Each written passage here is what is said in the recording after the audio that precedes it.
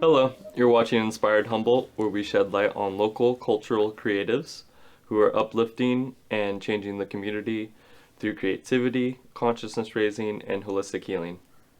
This is Patrick Welsh, and I'm Casey McLean, and we are part of a rising community, a local nonprofit, and one of the many Dreammaker projects of the Ink People.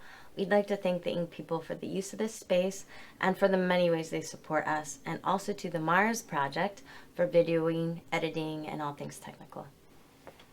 Today our guest is Roy AHHLEE Ross. Welcome to the show. Thank you for being here.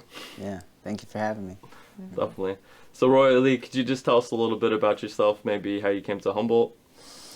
Yeah, so in 2018, about July, I just kind of got really disillusioned with the hamster wheel way of living. So me and my brother, my twin brother, decided to go to San Diego to do some work trade. And then from there, my ex-girlfriend, we all took a road trip up north. Initially, our plan was to get to Seattle, and we did not make it to Seattle. Our car broke down right here in Arcata. I had never heard of this place in my life, didn't know what to expect. We ended up staying here for like 2-3 months. And yeah, like just, this was the place that I needed to be. It's like Spirit took me to this place to evolve in the certain ways that I needed to evolve. Or we needed you. Yeah. Maybe both. So your main kind of thing, well, you have a lot of things, but one of your main things is music. Can you tell us about your music? Yeah, so music has been something that's been a part of my life for forever. Like, I remember when I was a kid, I used to take the instrumental, like from a song that I liked. I would get rid of the words and just play the beat in my head and just make music all day. And I never thought anything about it. Like, I never thought it was like a gift. Thought it was normal until I told a friend when I was like in middle school, and he was like, that's crazy, man. Like, you gotta do something with that. But it wasn't until I was 17 when I actually put the pen down to paper, and then from that moment I was hooked. I wrote every single day for like a whole year, like at least one song a day. And it was just, it was so healing for me because I was able to kind of like put my feelings and my thoughts onto paper and to like see that before me and like kind of just process a lot of things that I couldn't really speak to people around me about. And it also like really encouraged me and inspired me to learn, because a lot of the artists that I did like were more like conscious kind of rappers, and like they had a bigger vocabulary. So I was like, what's that word mean? So I was going in, you know, English class. I started getting all A's in English because I loved writing, and like I would use the vocabulary words in raps. That's how I would remember them, and like I got A's on all of my vocab from it. So that kind of showed me that my way of learning was like through art, you know, my way of learning about myself and like the world around me. And still to this day, like I would say hip hop is my original medicine. You know, now it's, I use breath as well, but breath is the basis, like, you know, of hip hop, of speaking, of spoken word. So it kind of just was like a natural progression into the breath work from music. I've seen a little bit more where they're using music in schools and dance in schools and stuff, and it's really been a great new teaching tool for people who are a little more revolutionary and progressive. So it's cool to know that it worked for you. And do you have some of your stuff recorded? Were you part of the Humboldt mixtape CD that came out? No, I wasn't around that time. I was like, they kept telling me, oh, come over. And no, never happened. But you have some stuff recorded that people I do. can, yeah. Yeah, I have stuff recorded on like SoundCloud and Spotify. And sometimes on your Instagram and Facebook you have some. Yeah, I'll do like, I'll just play the beat out loud and I'll just go over on, it's like kind of more of like a live performance type of thing, yeah. Cool. I'm trying to do that every week now. Oh yeah. Every Friday. I Friday. missed this Friday, so I'm posting it today. But Hmm. every Friday, yeah. And so if someone comes on Friday, what exactly will they see? They will see. So I'm actually kind of making like a membership thing. So it's gonna be most of it, but you're not gonna get the whole thing unless you get Cool. the Good membership, for or you. unless you share it with enough people, because I've been doing a lot for free for years. It's been like 10 years now that I've been making music. So just some way to kind of receive some support from the following, from the audience.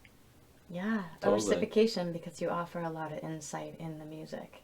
It's Yeah, not that's just kind of, music, yeah, it's therapy too. it's definitely therapy for me. It's definitely, I'll write something and it's like, what? Like a Yeah. lot of the times it's like coming through me versus me like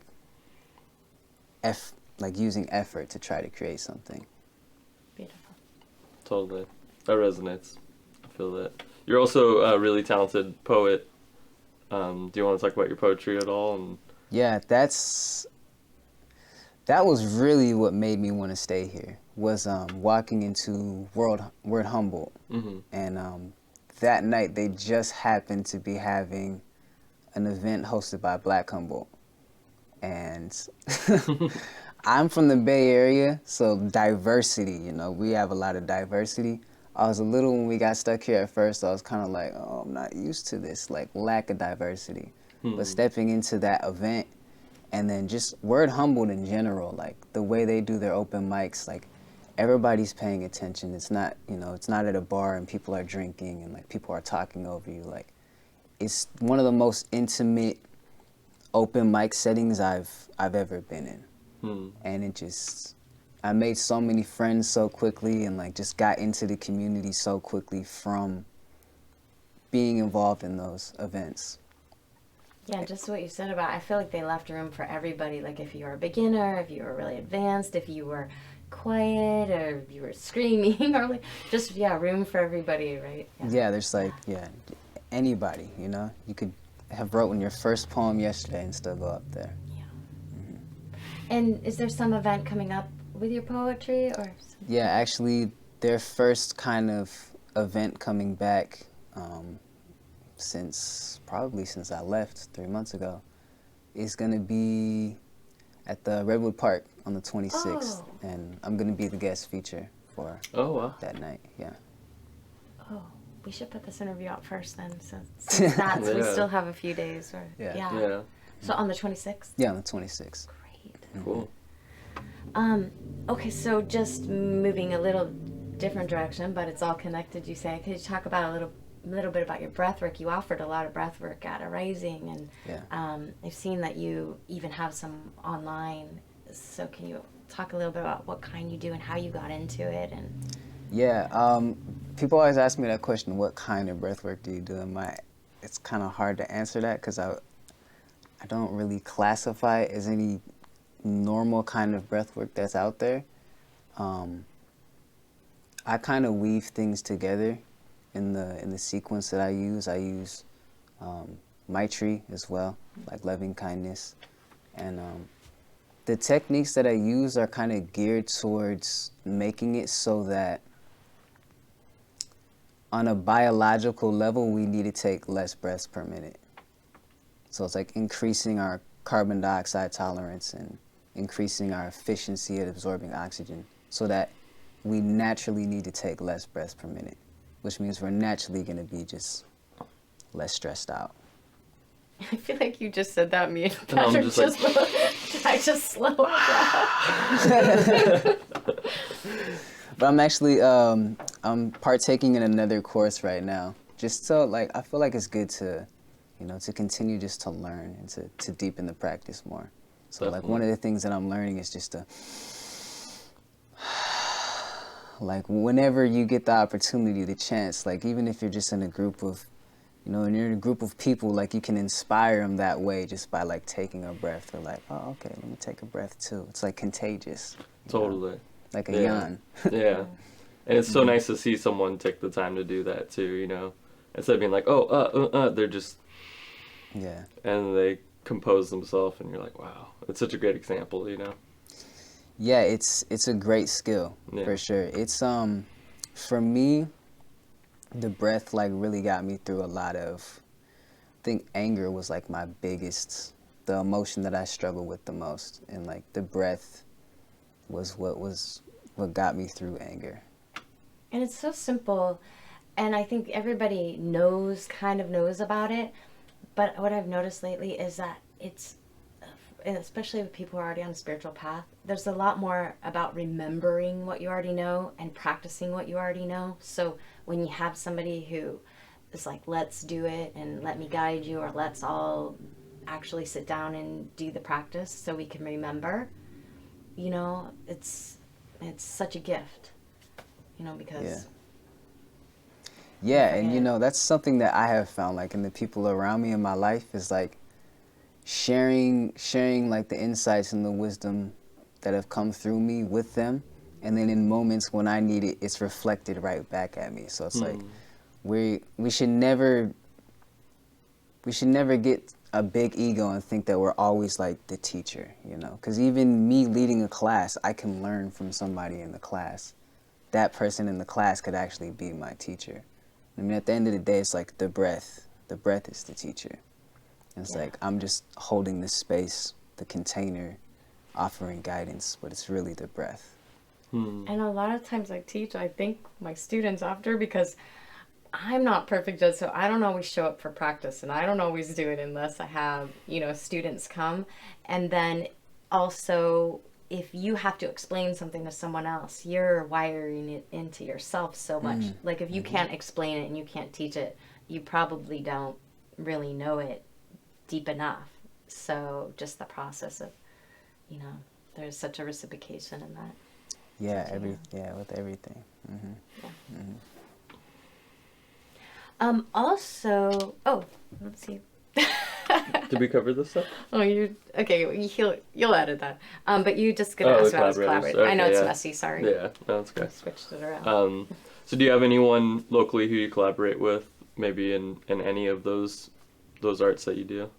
Yeah, so Word Humboldt, like I mentioned, for sure, is the one I collaborate with the most, and then also Black Humboldt, and you know, as far as people, my brother, of course, yeah. Actually, me and him want to make a little like mixtape or album when he gets back. Cool. And that's AJ Ross, and we've interviewed him. So if you want to go back and watch that interview, we're twins. Yeah. Where's the camera? We're twins. You used to call yourself the doppelganger. Yeah.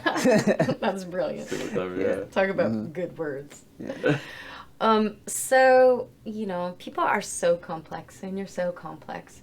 And I've seen lately that you're adding neuroscience and hypnotism, and you went and took a Mayan astrology, and you've been traveling, and there's just so much. And I know you do juicing, like the way you eat and fasting, and there's so much that you bring to the table. Could you talk about how some of these other things get incorporated into your music or your poetry or just your life, how you're incorporating all this stuff that you're sharing? Yeah, actually, so my Instagram is raw holistic hip hop, and like holistic hip hop is like kind of this brand idea I have about mixing the worlds of holistic health and hip hop.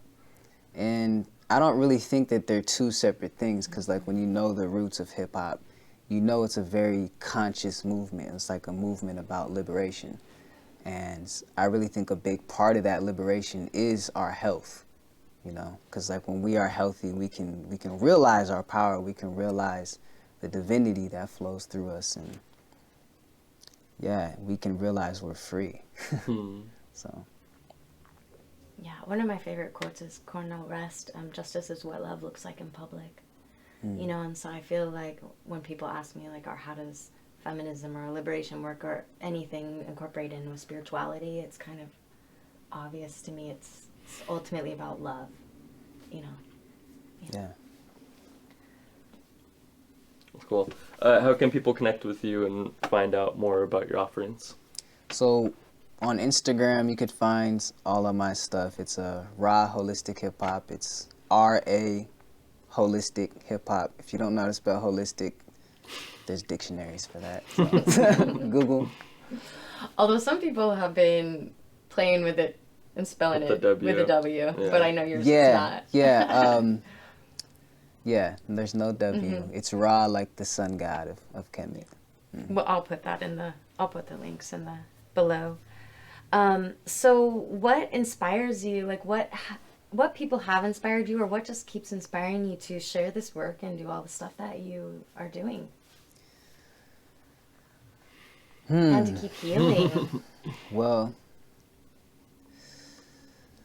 honestly, I'm inspired by like everything. Like, I remember I noticed it when I started writing. I would like see a stop sign and it would become a bar, and it'd be like just every single thing. I try to take inspiration from everything, and yeah, inspiration, like that word to me is just like in spirit, and like to bring in the spirit and like to bring in the breath, and there's really no moment of life I feel like that we can't make somehow into art. Like I consider myself somewhat of like an alchemist. And it's just trying to make the best out of what we have. Yeah. Cool. Well, if you had a magical wand and you could do anything you set your mind to, what do you think you would want to accomplish?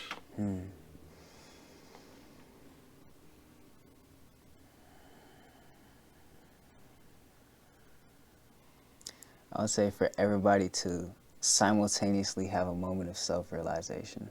I don't know what would happen, but We'd all just become light. We merge into one. Yeah. yeah, we wake up from the dream. Yeah. Seriously. Amazing, beautiful. That's cool. Well, thank you so much for being here. Yeah, Thank and you, stay yeah. with us for a moment because Roy AHHLEE has offered to read a poem. So, Should I look or in the camera? just not even read it, right? You Yeah. just got it? Yeah, I got All it. right.